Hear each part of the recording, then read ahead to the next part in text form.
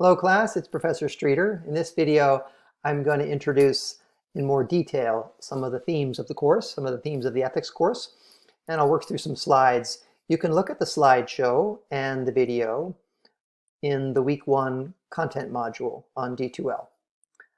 Let me put myself in the corner and begin with the first slide, which shows a painting by the Dutch painter Vincent van Gogh of the Good Samaritan story from the Bible. This is Van Gogh's depiction of the Good Samaritan parable.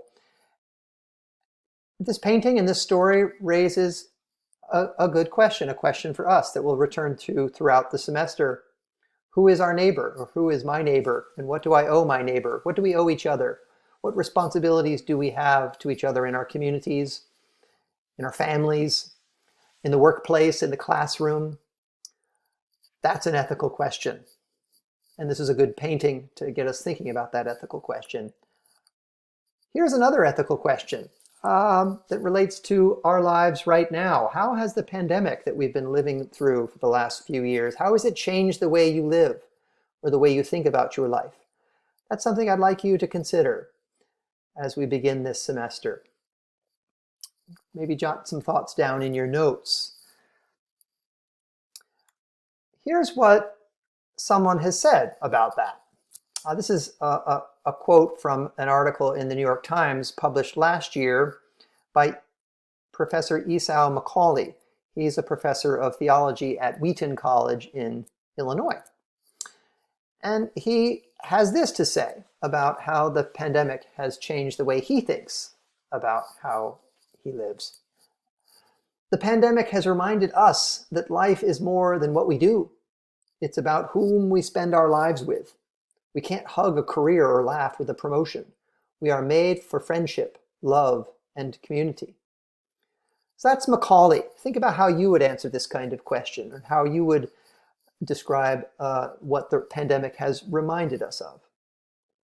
He goes on to say that I recognize that for some people, COVID-19 did not raise the same existential questions. And I highlighted the word existential questions. Those are the kinds of questions we're going to consider in this philosophy class, existential questions. A lot of people weren't able to raise them because they were focused on questions of survival. So existential questions are distinguished there from questions of survival, questions of how we should live, how we do live, and why we live that way. Here's Mr. Macaulay. As I said, he teaches at Wheaton.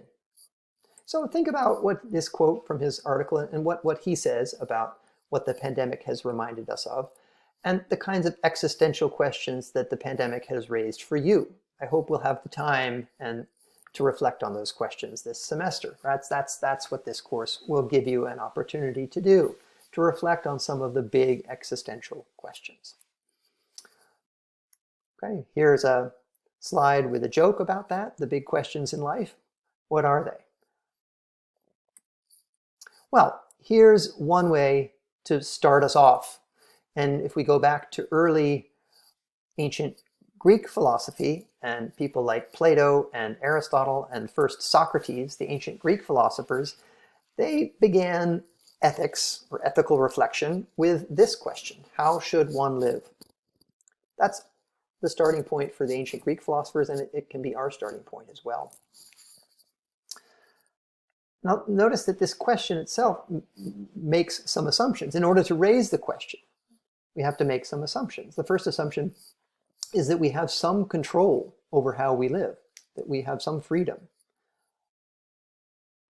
Without that control, without any measure of freedom, we wouldn't be responsible for the lives we live, and there wouldn't be any reason to ask the question, how should one live, if we aren't free to choose how to live?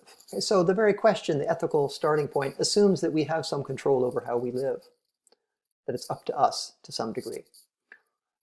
The question, how should one live, also assumes that we know something about what we're seeking, or at least we have an idea about the good that we're seeking in life. What is it that we're trying to achieve in life? What are some of the values that we're trying to preserve, or the goods that we're trying to protect or achieve? So again, to ask the question is to assume some idea about what it is that we're seeking in life.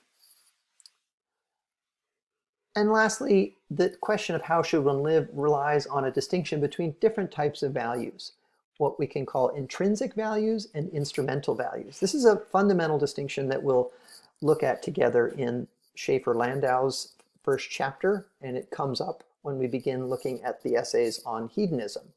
But something has intrinsic value, very briefly, if we value it for its own sake.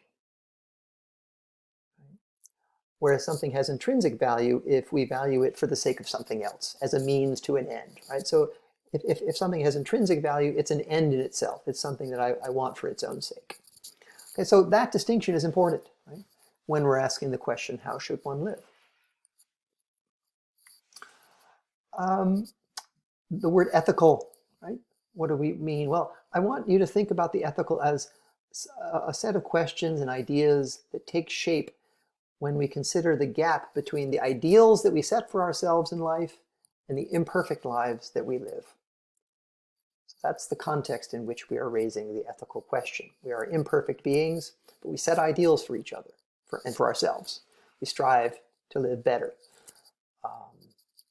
knowing that we will fall short of those ideals in many ways.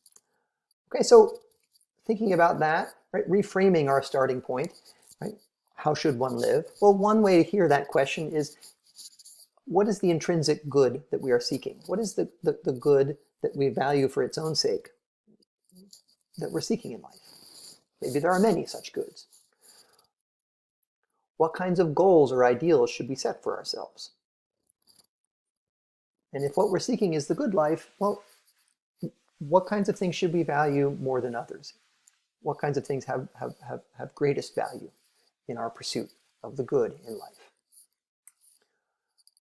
Related to that question, to those sets of questions, are when we're thinking about ourselves as individuals, we don't exist in a vacuum. We live in social context. So what are some of the customs and the norms and the values that bind us as individuals together into one community or one society? And how should we organize society in order to sustain the unity or harmony that we're seeking, in order to sustain a shared way of life over time? And finally, what does it mean to be committed to a way of life, to a social way of life, right? A collective way of life, or an ideal for a group of people, or an individual ideal? What does it mean to be committed to a way of life or an ideal? Here's just some pictures, right? Some examples, visual examples. It's a picture of Socrates, who was willing to die for the philosophical life that he was living. We can talk about that in another context, but this is a painting of Socrates as he's preparing to drink the hemlock. He chooses death over a life in exile where he can't practice his ideals or live the life that he wants to live. Here's a photograph of Cesar Chavez in the 60s, marching. He organized striking farm workers in California and made a lot of progress in improving the work conditions for farmers in California. Here we have a picture of Martin Luther King, marching in the Civil Rights March, also in the 60s, right? And addressing forms of racial inequality in this country. Okay, so we have a number of photographs here showing examples of people committing themselves to an ideal or committing themselves to a way of life and what they're willing to risk for it. Okay, so you can work through these pictures on your own and think about them. Before I end this video, here's a quote from page 6 of the Fundamentals of Ethics in Schaefer-Landau. And here he's showing you what he calls reasonable constraints for thinking about the questions that I've just raised in the previous slides. So if we go back and look at the previous slides, right? The question that begins, how should one live, and all of the related issues that emerge out of that.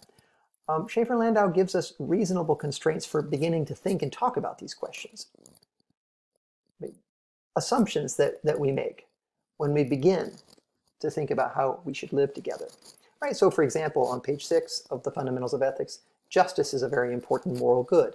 This is an example of something that we tend to assume as we begin thinking about ethical questions, or that equals ought to be treated equally, or that might doesn't make right. The point here is for you to think in your own context or on your own terms. What are the plausible assumptions or the reasonable constraints that you bring to these questions? When you begin to reflect on ethical questions, what kinds of assumptions do you make? And why do you make them? Are they sustainable?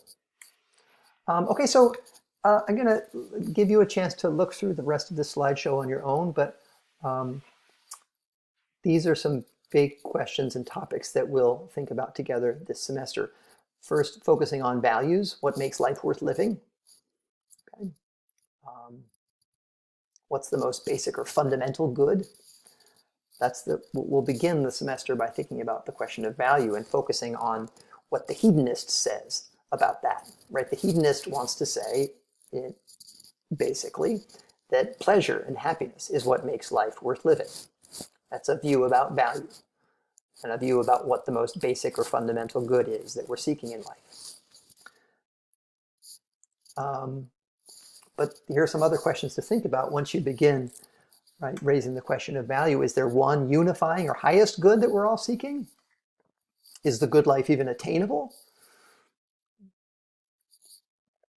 Okay.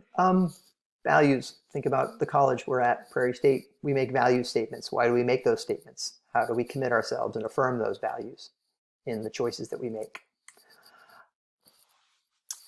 We'll move from questions about values to questions about self and character. Who am I? What are my interests? What's in my best interests? What kind of person should I strive to become? Right? That's a question about character, reflecting on my character. What kinds of qualities should I cultivate in my character? We'll also focus on questions about others, not just questions about the self, but who is my neighbor? This goes back to the painting, The Good Samaritan. Who is my neighbor? How do I identify my neighbor? What do we owe each other? What happens when our interests conflict? What interests do we share? And that brings us to questions about community, right? Individuals, right, binding themselves together, right? The self seeing the other as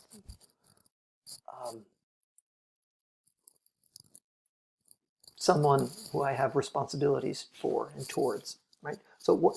And the relationship between the private good and the public good, right? My own self-interest and the interests of the community, the interests of other people. Okay, so what binds people together into a community? And what is the public good that they are pursuing together? What makes a society more just and equitable, right? When we focus on the community, we begin to raise questions about justice and fairness and equity. Right? What does that look like? Okay, so I'm gonna end here, but there are more slides to look at, and I encourage you to work through them. If you have questions about some of the other slides at the end of the slideshow, you can email me. Okay, hope this helps you think about in a more detailed way some of the big questions we'll consider this semester.